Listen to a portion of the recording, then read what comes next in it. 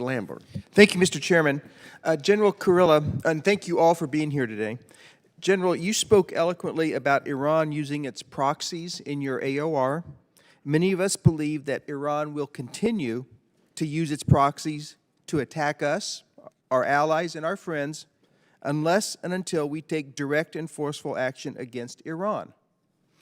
There are many ways that this could take place. I have no prescription on what that should look like. Shouldn't we be more forceful against Iran directly? Congressman, thank you for the question. As the combatant commander, I provide options.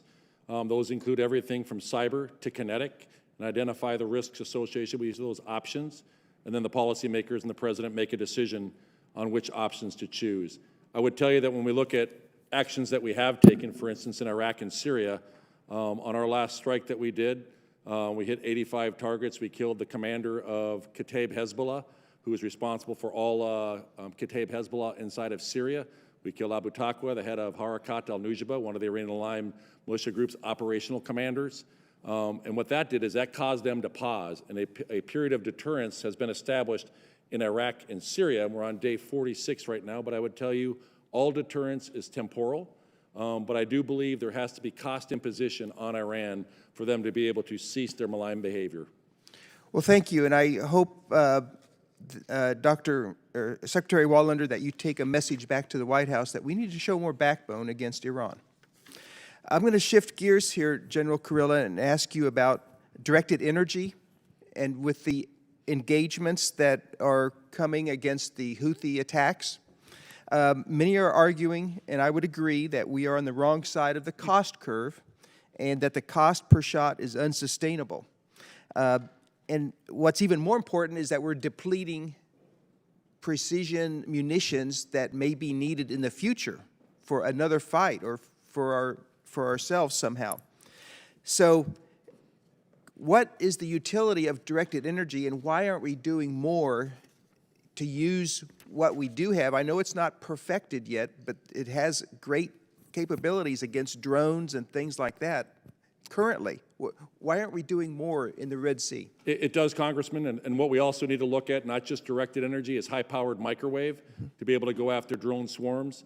We do have, the Army is losing its transformation and contact. They've given us 3 50-kilowatt lasers that are striker-based that we have inside of Iraq right now. We are experimenting with those and the best and most effective way to use those to help them learn from that to be able to make better systems.